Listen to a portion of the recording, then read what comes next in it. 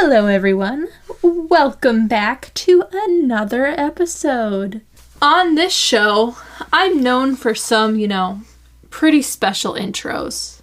But I'm gonna, let today's location do all the talking and all the iconic shit for me. Okay? Okay. I'm Kate. She's Nat. Yay! And this is Wading into the Void.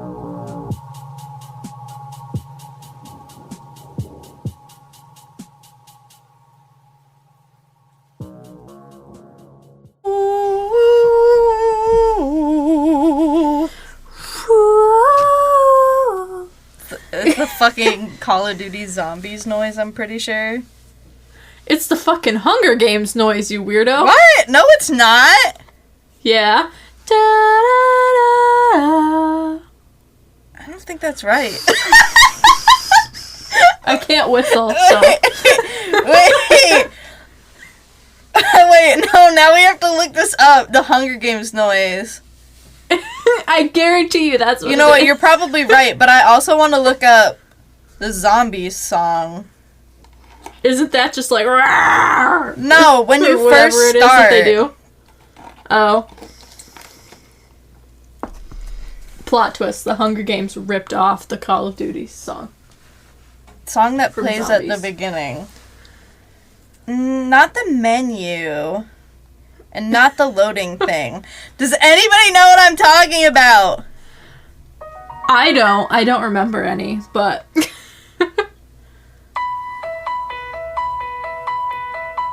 it this? I don't think it is. Is that fucking Evanescence? No! It's just somebody doing the Call of Duty Black Ops Zombies theme. Life. Oh, round start without guitar. Okay, that does sound very familiar to the Hunger Games. Oh my god!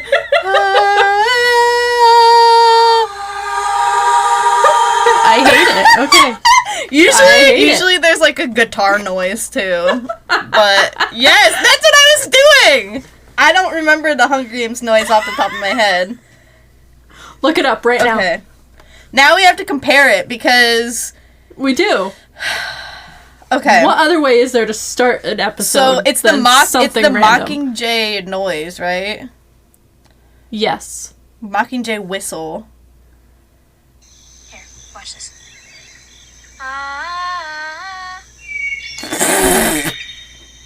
Katie was way off.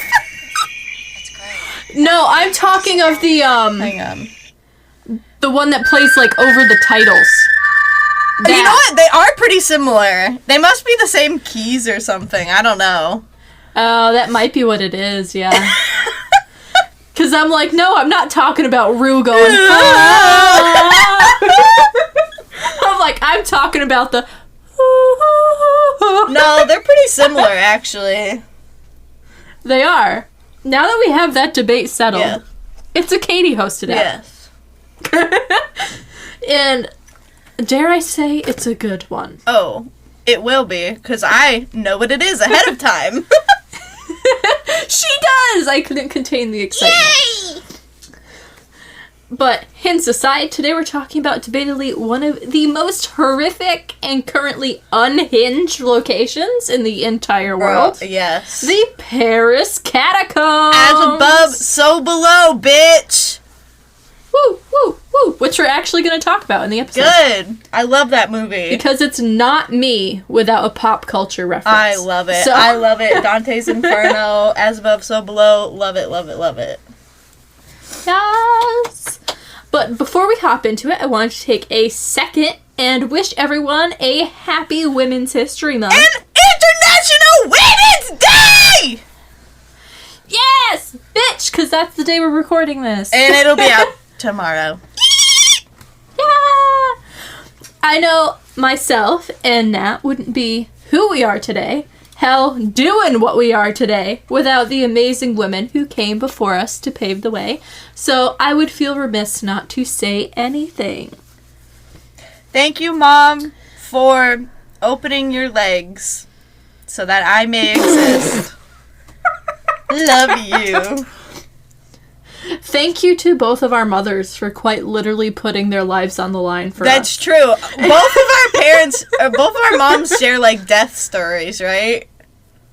They do. I think we've talked about them on here before, too. My mom, probably last year's International Women's Day, or my birthday, I don't remember. I do not remember. I just vaguely remember us being like, oh yeah, we both killed them almost, so yay! Okay, I didn't kill my mom. The fucking doctors almost killed my mom. Sorry. Oh, well, I almost killed my own, so cheers. Cheers. Fun little stat for you. The United States is, like, the top country, that's like a first world country, in the world with the highest labor death toll. You know why that fucking is? Because they don't listen to women? Well, that's 100% the answer. About their pain? But, no, but also because the way that they have women lay on their backs when they have babies, Oh! Yes! that was created by a man. And... because it was easier for him to do his job. But I actually had to research this.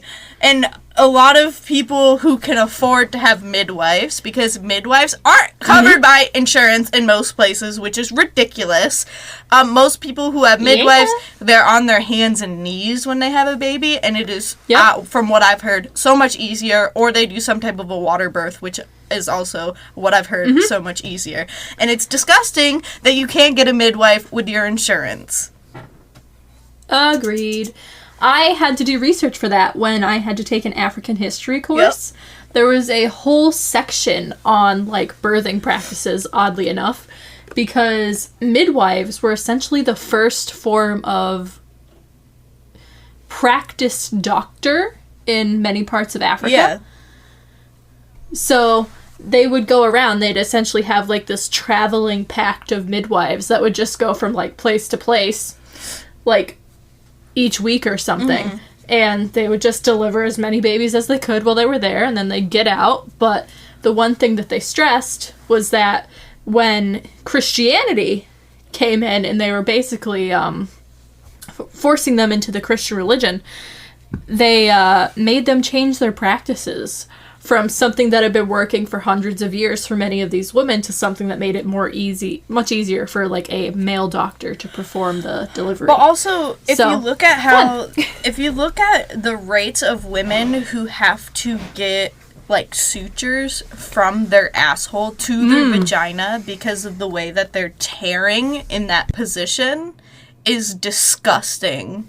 And it's just normal. That's a fair point. And then they do the virgin stitch. Do not bring the husband stitch Oh, into the husband this. stitch. Yes, there we go. And then they do that, and it's like, wow, healthcare has nothing to do with women. The only thing that it has anything to do with is men. They only care about men. And if you're a pregnant woman, yeah, go fuck yourself, apparently, because they don't care about you. Wait, is it that the State of the Union at this point in time? Yeah, basically. Well, fun rant aside, happy Women's History Month. May we continue to fight the patriarchy and the Christians and do what's best for us. Yes. With that, let's do some tarot and oracle for the day. Let's go. And get into it. So, we're keeping it a full fucking Katie up today because I'm doing oracle and tarot. 'Cause I'm lazy. But we actually got a twofer with our oracle today. 2 cards jumped out, and I think it's amazing what they are. So the first one we got is the Snake. And we are using the Wild Unknown Animal Spirit Guidebook by Miss Kim Kranz. Oh, yay. And the Snake, I asked the cards for kind of like guidance or what I can expect, you know, going forward into this year. So this is all a reading for myself because I feel selfish today. And you know what? That's okay. But that's okay. It's self-care. It's literally our month. It is. You know what? I'll be as selfish as I want. So, the Snake is a guardian of unawakened magic and creative potential. So the snake is a symbol of our highest potential. It's said that Shakti, our creative life force, lies dormant at the base of our spine in the form of a coiled snake. Regardless of whether this image rings true for you, it's well worth considering the amount of unawakened or untapped potential within. What would life look like if you woke it up? How can you stir it from slumber? An experienced yoga or meditation teacher can lead the way. Make haste. Sorry. The snake card appears when there is no more time to waste. So it's basically telling me, bitch, kick that shit into gear. Have your spiritual awakening. But also, something interesting is that I'm getting a tattoo in April when I go to Salem. And I was going to get a snake in my tattoo, but I decided to go with an owl instead, because they're both representative of the same thing that I'm getting the tattoo about. I'm keeping it very vague. Nice. I see. Yes. But the second card I pulled made me kind of piss myself a little bit. Oh? Because this is one of the rarest cards in the deck. It is the Cosmic Egg. So there are 4 egg cards in this deck, and they're all very rare. Even weirder is that the Cosmic Egg literally has a snake wrapping around it. Interesting. So I'm like, damn, fucking Slytherin vibes today. Okay. True. But the Cosmic Egg stands for completion, harmony, and the infinite within the finite. The Cosmic Egg is the final card in the journey of the animal spirit tech, and it represents the unfolding of cosmic consciousness. This state emerges after we have tread the path for quite some time, and through self-effort and grace we experience self-realization. A sense of contentment and oneness spontaneously arises within us, and the veils of our self-limiting beliefs are lifted. When the essence of the cosmic egg has not been activated, we may feel as if we will never get there, or that we travel alone, disconnected from others. Even if our encounter with this card is brief, appearing as a momentary glimmer or flash of interconnectedness, its potent energy stays with us. The Cosmic Egg is a remedy for the fragmentation of modern life. It's through the power of this card that we are reminded of the cosmic contract written at the beginning. Sorry, gotta turn the page. Okay. We hold on to life, and life holds on to us. The journey is complete, but it does not end. So I thought that was very interesting because the first card was talking about basically divine energy and awakening a sense within yourself of your spirituality. And then the second card was basically kind of saying the same thing. Yeah. But that, like, I'm there, you know? And shit's been going a little wonky for me lately in the spiritual realm. So I'll take that as it is. Okay. But our tarot is the Mystic Mondays Tarot by Grace DeWong. I love this one. And for this one, I love this deck. It's so pretty. We got the Knight of Wands upside down. Okay. So upside down, it stands for impatience, carelessness, and rashness. Living moment to moment, the Knight of Wands, reversed, indicates a lot of control through his impatience and recklessness behavior. Impulsive actions lead to mistakes, rushing ahead without thinking about possible repercussions. Frustration and anger arise with every delay that occurs and only get worse as time rolls along. Okay. Taking risks push you ahead, but there are times to be cautious as well. Failure to think ahead has you scrambling to manage the day-to-day activities, with even more wasted energy used to put out fires. Realign back to your vision and give yourself time to secure your plan. You deserve to succeed, which means properly thinking through each step and how to implement it. Have patience. You will get there when you need to go in time. Interesting. Yeah, so it's telling me go bitch, but also be patient. Go, bitch, go, but also don't. It's like, maybe take a step back, but maybe go forward. It's like teasing you a little bit. It is, but it's okay. Because I feel pretty good right now. Okay. I'm confident. I think it is, like, I've been working on a very big project lately. Mm-hmm. And I'm kind of going full speed ahead at it, and I'm guessing, and it's more of a creative project. Mm-hmm. And I believe that card's telling me I don't need to rush into it. Yeah. Patience and taking my time is perfectly fine, and I will still have the end result. So. Okay. Yeah, I don't think it's terrible. I think it's perspective, you know? But shall we start talking about the Paris Catacombs? Yeah, I'm so ready. Alright, so oddly enough, our episode starts off by talking about mining Lieutenantian limestone, otherwise known as Paris stone, which was harvested on the outskirts of the city since Rome was the leading power in modern-day Europe. Okay. Did we think we'd start here? No. I didn't. But some of the most well-known buildings in Paris are built from this stone, including the Notre Dame, the Invalides, and the Louvre. Okay. So originally this stone was harvested in quarries before miners began digging tunnels more than 84 feet beneath the earth across France's capital. Eventually, they exhausted all of their efforts, and there was no more limestone left to dig up, resulting in these massive tunnels laying dormant underneath Paris as the city continued to expand. The Paris Catacombs we know today came about in the 18th century as a solution to two of the city's growing problems: an overwhelming amount of dead bodies. Yummy. And sinkholes. Oh! Why the fuck did they have sinkholes? Sinkholes. You heard it right. You heard it here, folks. Weird. So, essentially, Paris had expanded so much that the weight of the city literally caused itself to collapse in on itself as it rested atop a labyrinth of tunnels. So, essentially, there was no supporting structure underneath the city from all of the mining that they had done years prior. Yeah. And the first major event concerning the sinkholes took place in 1774, when carts selling goods, homes, and people were engulfed by a massive collapse in La Rue de l'Enfer, which quite literally translates to the road to hell. Oh, good!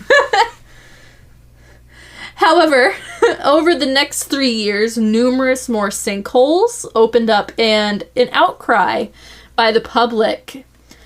And public backlash was so great that King Louis XVI was forced to create the Inspection Générale des Quartiers.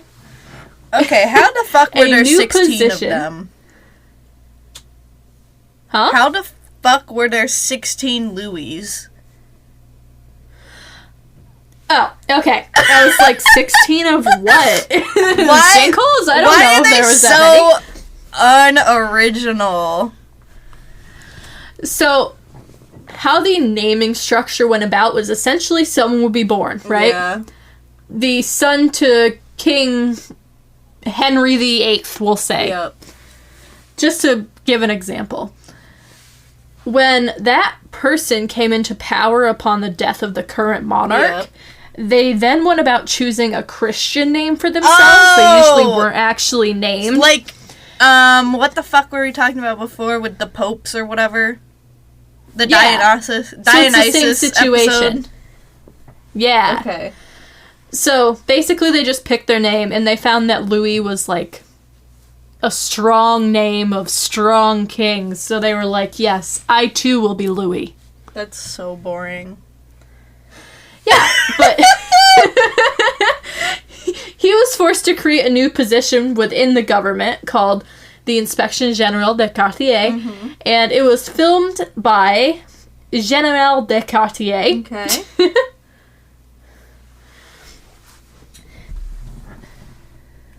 And he dedicated himself to mapping and maintaining the status of the underground quarries. Alright. It was clear to him very early on that he had quite the problem on his hands. He needed to find material to fill the empty tunnels, and fast, before any more of them could collapse. Oh, dead bodies, where are you? But, what was he gonna get his hands on so quickly? Flesh. In such a large quantity, and, for dirt cheap? Well, an overcrowding crisis within the city's cemeteries provided the perfect solution. God, this is so fucked Or up. so it seemed. Oh, Oh, it gets so much better. I You don't even know know. the tip of the fucking iceberg. Alright, let's do In this. 18th century Paris, many bodies were buried in these things called communal graves on sites at their preferred church. Yeah. Now, this all seems, fine and dandy. Sorry. That sounds like the fucking mass graves at like asylums. Yeah, pretty much the same my thing. God. So, except these ones were by choice. Yeah, that's so crazy. But I mean, they didn't really have a choice because of the overcrowding issue. So Exactly. Now, this seems fine and dandy, right? They've opted to go for the mass burial route, whatever. Except for the fact that these communal graves would be left unsealed with bodies essentially left out in the open to rot until the holes were filled. God. And this process could take months to complete. Fucking Paris smelled like straight ass. Oh, we'll get Oh there. God. According to Dr. Aaron Marie Legacy, they allowed the bodies within these graves, once they had been sealed over, to decompose over a 5-year period of time before they would reopen the graves, extract the bones, and transfer them to a vault of sorts that would then house the bones. Okay. Personally, I love the idea of, reducing, reusing, and recycling, but I don't necessarily think the concept should be used for burying the I dead. definitely don't think it should be a human fucking landfill. But what the church says goes, so, yeah. Yeah. The most used burying ground in Paris was the Holy Innocents Cemetery. And this site had been used continuously on a non-stop fucking loop for over 500 years. And you know what? People probably got so used to the smell of decaying corpses that it didn't even bother them.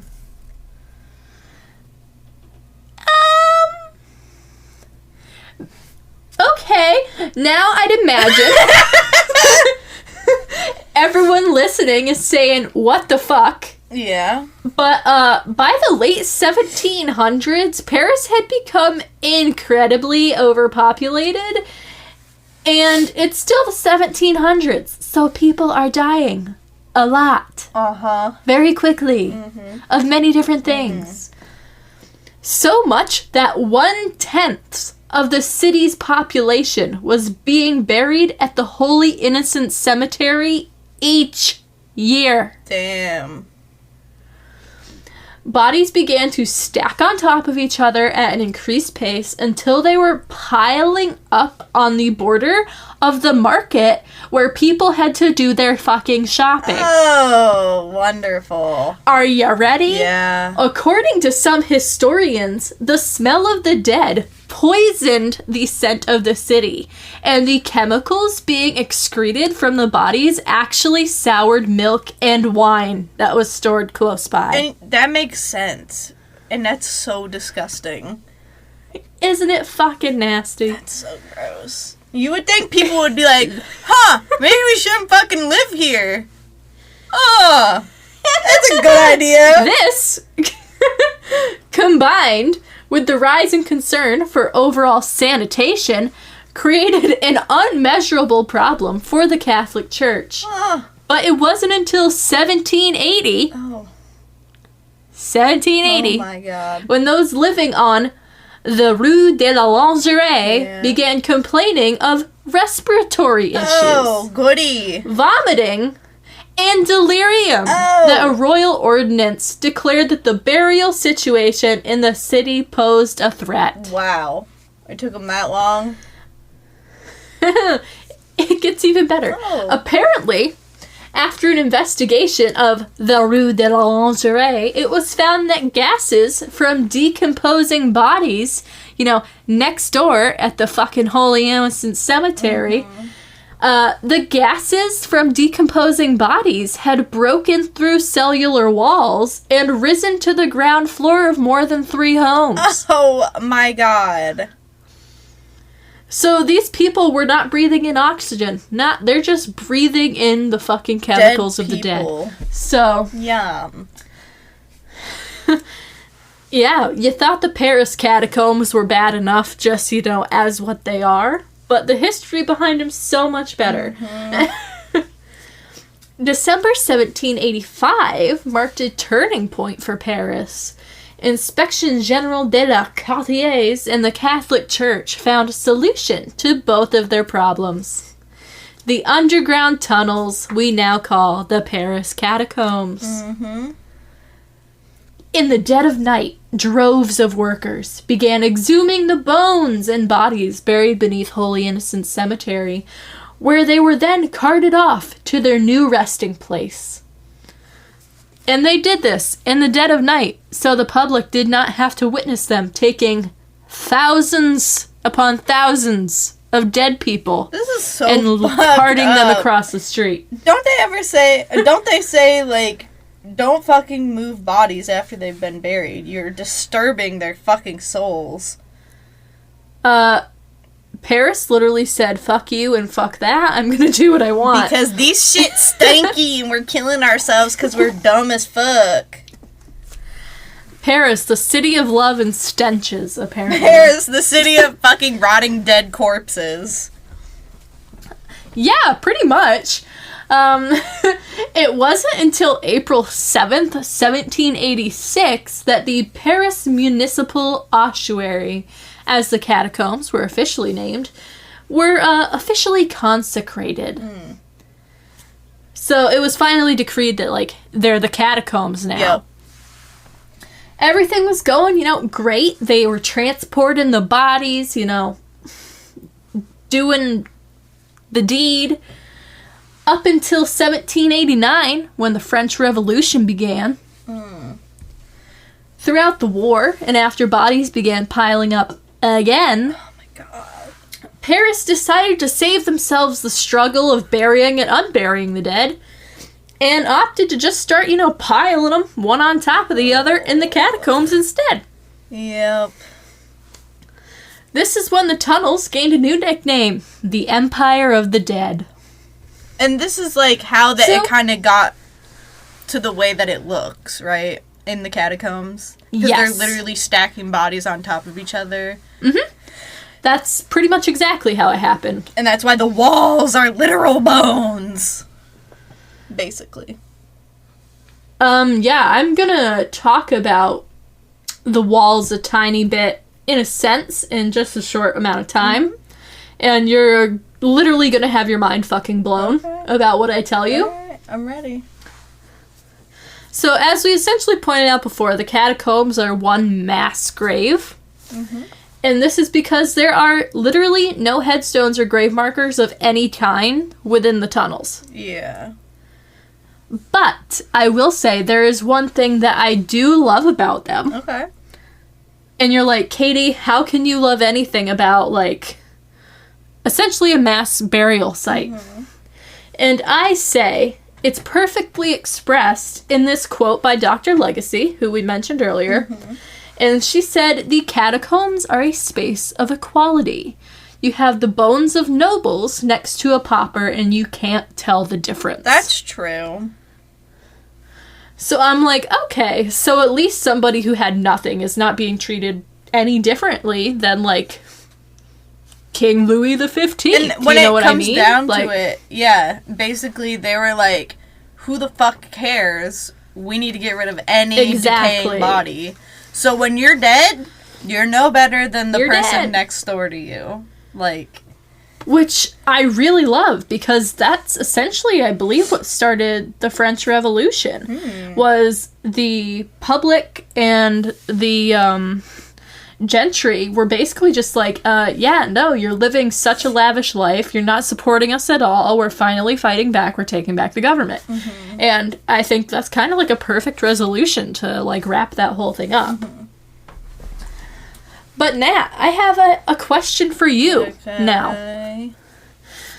Do you want to take a stab at guessing how many bodies are buried in the catacombs?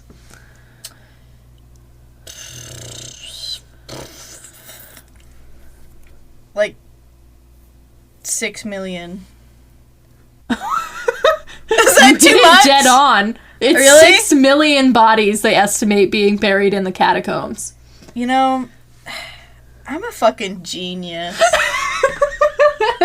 That's just my guess based off of how overcrowded it was. Yeah. And at that time, people were probably spawning as many fucking children as possible because all of them would die. That is so true. So, it's morbid, yeah, that was just so true. my best guess, knowing history. Yeah, but Nat hit it dead on. The answer's somewhere around 6 million bodies being buried in the catacombs. But for a live comparison, there are 2.1 million people living in Paris right now. So the people of dead literally outnumber the living 3-1. That's fucking insane. How many, like, years of dead people was that in the catacombs? I have the number in here somewhere, but I can't tell you off the top of my head. Because, like, how did that even happen? If they didn't even have that many people, it must have just, like, accumulated, right? I believe over it's the like... years? Yeah, I think it's like 150 years, I want to say. Damn. That puts you up to, like, 1900, since when they first started kind of putting them in there. Calculations of, okay, how many people are moving to the area? How many people are having kids? Yeah. How many people are having, like, babies that are dying? How many people are elderly that are dying? It's like... Yep. Crazy. Crazy, crazy. Now, I'm gonna put into perspective how tightly packed those bones are. I told you before that I was gonna, in a sense, talk about the walls literally being made out of bones to support the city. So, there's 186 miles of tunnels being used for the burial site.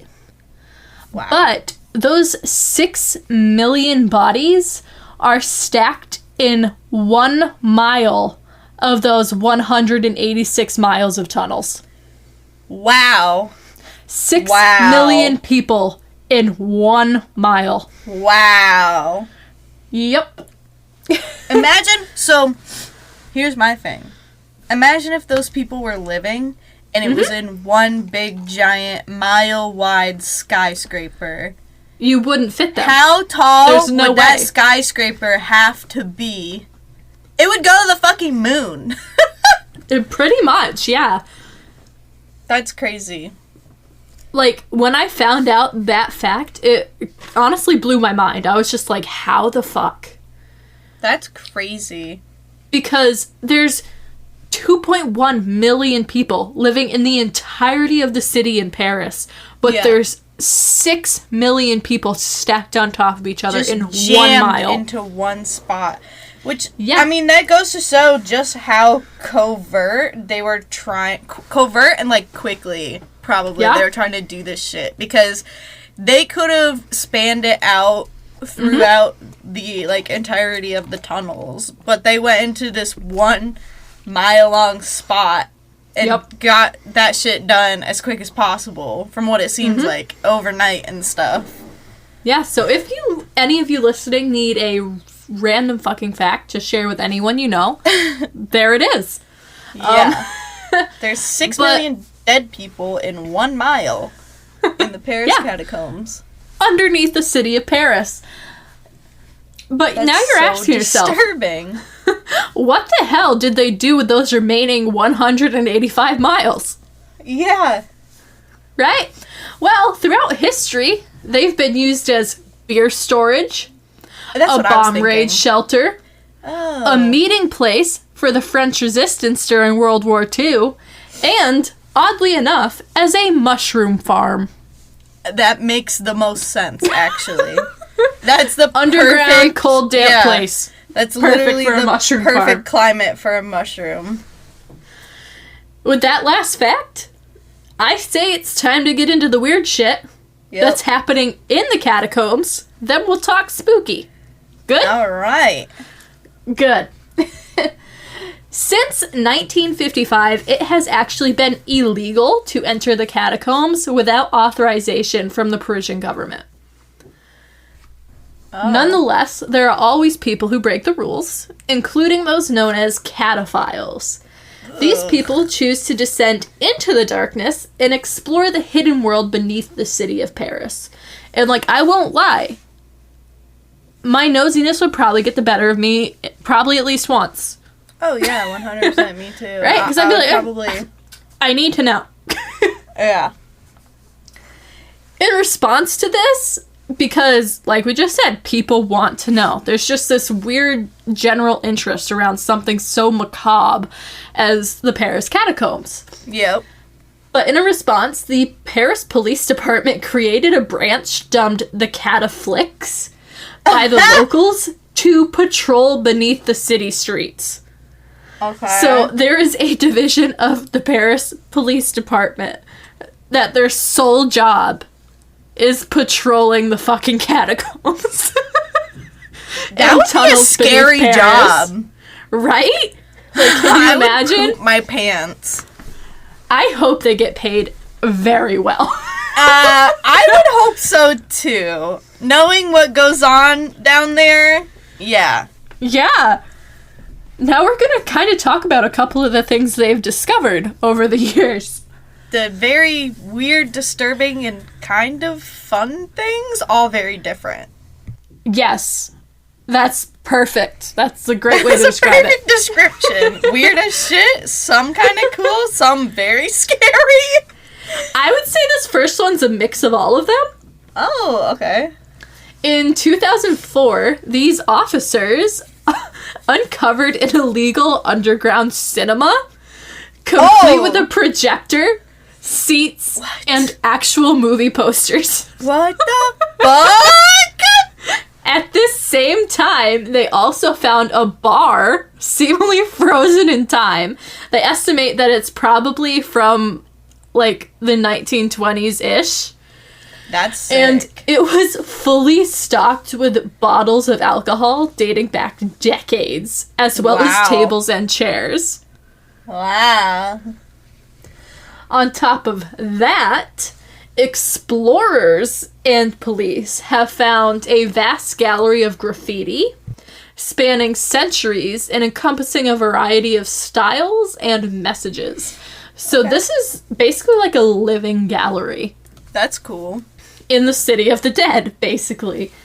But it's continued to be added to this day, I believe. So, this gallery contains everything from simple doodles to elaborate murals, which is kind of awesome. Yeah. Better yet, these underground artworks offer a glimpse into the minds of those who actually dare to venture into the depths of the catacombs. Mm-hmm.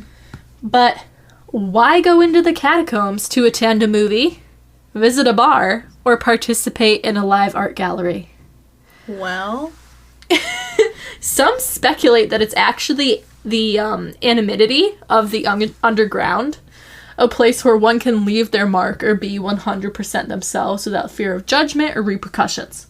Mm-hmm. Others just see it as a form of rebellion against authority, because, like I said, you're not supposed to be down there. It's illegal. And they see it as a way to...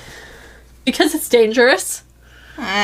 Because a lot of it still isn't supported. So you have That's that 1 true. mile of tunnel that's supported why by the don't bones. they go in and fucking support it, and then you could have a whole nother infrastructure underneath the surface? Are you kidding me? Paris, come on. I cannot confirm if they haven't done some kind of structuring. I believe they had to. I mean, I'm sure they had to, because if it was originally sinkholes, I'm assuming the sinkholes are gonna appear at some point as well. Like, Yep. it's not gonna completely stop the sinkhole. Or if that area is prone to sinkholes, other ones might also show up. Exactly. So, my guess is that they're worried about some type of accident. Plus, they're underground, in 186 miles. They can't really patrol all that to make sure no illegal activities taking place. Yeah. So, there's many reasons why they're like, yeah, no, don't go down there. But a lot of people see it as a way to reclaim space that's pretty much been forgotten by the society directly above it. Yeah, exactly. But there's much more than pieces of artwork and abandoned gathering spaces. There are mysterious symbols and cryptic messages that adorn the walls of the catacombs. Symbols that hint at secret societies and hidden truths waiting to be uncovered. Within the hidden passages of the catacombs, secret societies have thrived for centuries, conducting their rituals and ceremonies away from praying eyes. One of these groups are called the Cataflix, a group rumored to date back to the late 18th century. So, this is the same time that the catacombs are first getting started. They're basically Paris? like, yeah, fuck it, let's go. Paris is so obsessed with the catacombs. Cataphiles, Cataflix, what were the police called? Cata whatever. I don't even remember, but they're all the same. They're so obsessed. Yeah, and these cataflix were artists, intellectuals, and overall freethinkers that sought to challenge the society above them and explore the depths of human consciousness within the catacombs. But the cataflix, I think they... I want to say they used it as a way to test their own psyche. Like they took LSD and walked through the dark or something? Not even that necessarily. Like, if you're claustrophobic, you're, 84 feet underground in a dirt tunnel in the pitch black. I think they were just using it to kind of test their mental toughness, but... and see what will eventually break somebody before they went completely insane. Yeah. But, the Cataflix are just one piece of the numerous secret societies that have called the catacombs home, each with its own beliefs, rituals, and secrets. However, despite their hidden nature, these secret societies are not immune to the passage of time. As modern technology and surveillance systems are slowly introduced to their domain, the catacombs' secrets are becoming increasingly difficult to keep. However, recently, underground partygoers, armed with glow sticks and speakers, use the catacombs as the perfect backdrop for their raves. I mean, you know what? That's kind of artistic, right? Like, it's artistic and fucked up at the same time. It's, yes, both, yes. Because you're in this place that has such a large amount of death in it, but also now you're bringing in a ton of life as well. It's very true. But yeah, it is fucked up, because it's literally like, yeah, that's fucked up, but also kind of cool. I don't know. I totally understand where you're coming from. So don't feel like I'm like, how dare you? Like, I think it'd be kind of fucking cool, but at the same time, I'm like, is that disrespectful? But, like, it's already disrespectful that they're down there and they, like, don't have, like, a grave marker or anything, so... Yeah. How much worse could it get? Yeah, I don't know. But the maze of passages can be very treacherous to these people, and the risks of getting lost or injured is constant, especially since a lot of the times they're at least partially fucking drunk. Tripping balls, probably. Yeah, it's a rave. So you have drugs, you have alcohol, like, combine that with, like, hidden windy mazes. Where the fuck do they shit and piss? Probably just anywhere. Mm. It's real sanitary. It's like a constant This is why Paris reminder. needs to get on their shit and install infrastructure in the tunnels. We, in this moment in time, we are starting a petition for Paris to install toilets in the catacombs. Well, I mean, think of all the places that have, like, caverns. I've seen some people do some really cool stuff with caverns, like build restaurants in caverns and stuff like that. That's true. And, like, hotels and shit. And there's so much that you can do while still preserving the history and the environment down there. That's very true. So, I don't know. It was just a thought. I mean, don't fucking upgrade the people that have already been upgraded or whatever. But several times. you have miles and miles of this tunnel that has nothing to do with the dead people.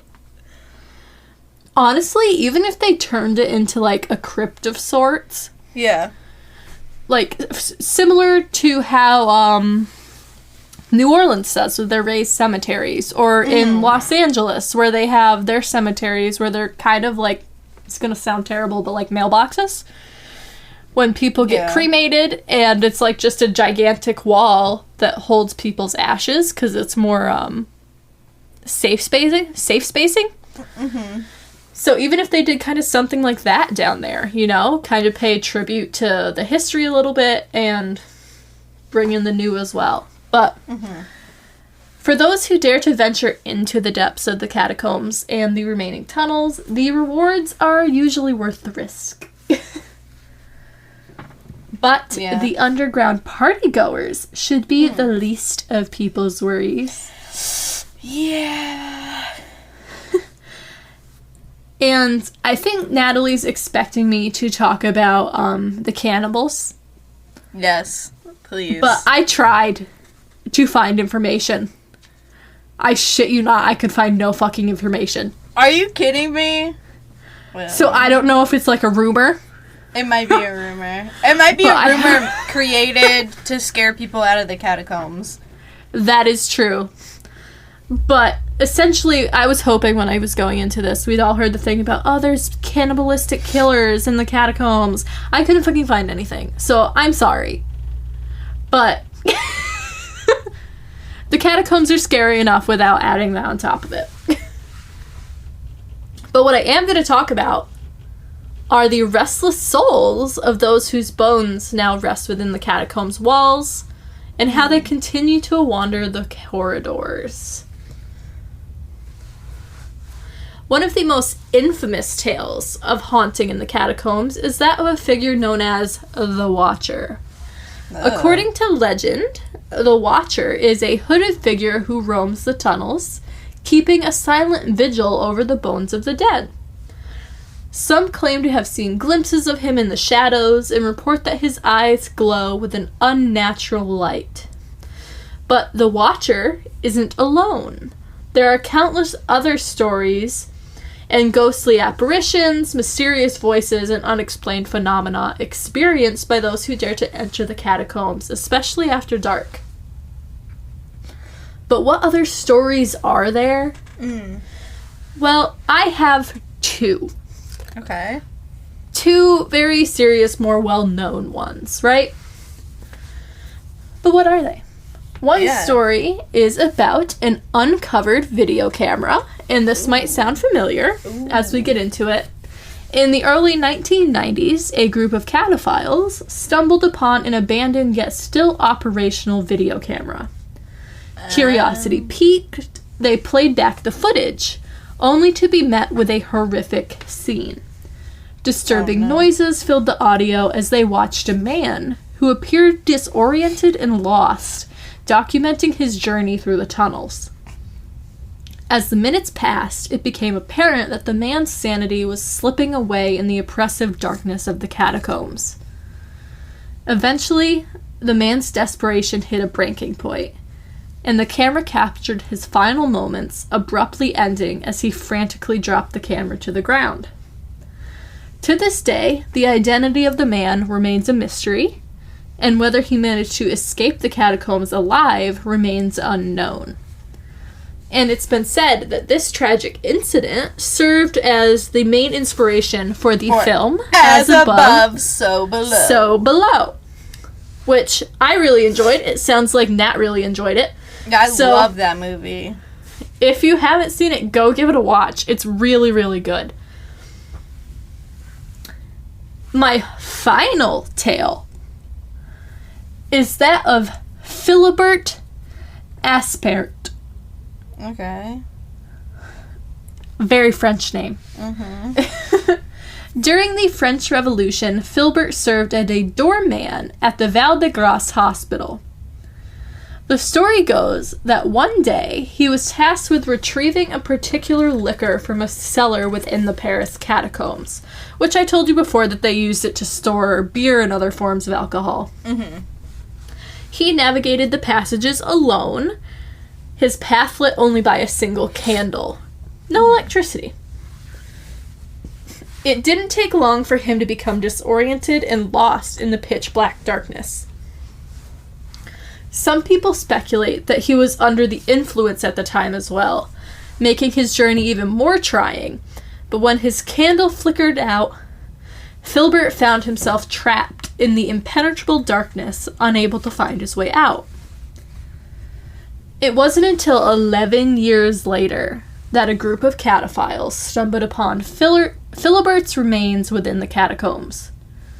Identified by the hospital keyring attached to his belt, according to legend, his body was discovered in the very spot where he met his end. His final resting place within the catacombs bears a tombstone recounting the circumstances of his death. Keep in mind that this goes against the fact that there are no grave markers in the tombs. So, I think this one's been embellished a little bit. Nonetheless, according to cataphiles, it's believed that on November 3rd of each year, the anniversary of Philibert's supposed death, his ghost wanders the maze-like corridors of the catacombs. And that is my telling of the history, hauntings, and overall weirdness of the Paris Catacombs. It's definitely a very interesting and unique place. It really is. I wish I had more information on, like, hauntings and things like that. But what I had discovered, the more I was going through this, is that, a lot of people don't share their stories about what had gone down when they were in the catacombs. Well, I feel like... Because if they share it publicly, for one, there's a chance that the police or someone could find out, and they're not supposed to be down there. So they have the potential of getting arrested or heavily fined. So, I mean, I'm not saying I would go share if I experienced something down there, because I don't want to fine. I don't want to get arrested. But I think what we do have is pretty telling as to just how strange and unusual the catacombs are, and how there's just this, like, constant and overwhelming feeling of secrecy and wonder of when you go discover and explore the catacombs. I mean, why the hell is there a bar? Why is there a cinema? Well, I was thinking, you said it was from the 1920s. Did they also have, like, a Prohibition era in France? That was my initial thought, but no, I don't believe they did. So it could have just been, like, maybe an it was underground... Gang related? Did they have gangs? That's what I'm thinking. Maybe, like, a mob-type situation. Yeah, that's what I would think. Either that or, like, Prohibition, something like that. But I know in many countries, I believe absinthe is illegal to consume. So I wonder if it could be something to do with absinthe and consuming absinthe. Traditional absinthe, yeah. Yeah. kind of like an underground tunnel for running absinthe, is Well, what I was thinking. Wormwood is the psychoactive ingredient in traditional absinthe. And I know now, I mean, you can buy absinthe wherever, because they replace the wormwood with basically like wormwood extract that is like wormwood, but it's not. So that could definitely be a thing. From whatever era it was from, like maybe it had just become illegal, the traditional absinthe. I don't know.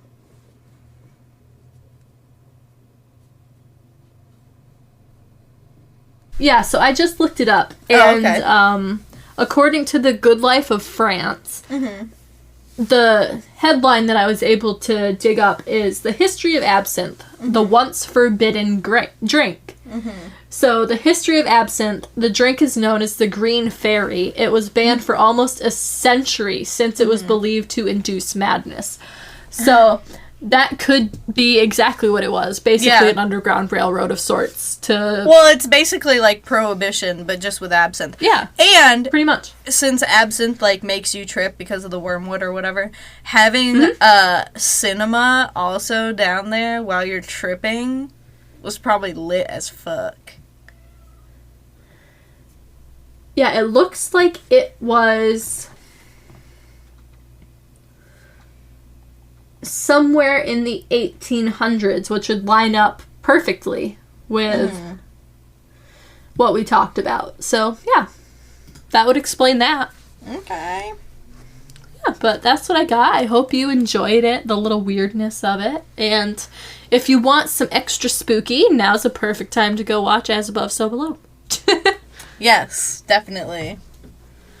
After hearing everything that we went over in today's episode, honestly, that would be a really chilling way to kind of wrap up and add to this episode today.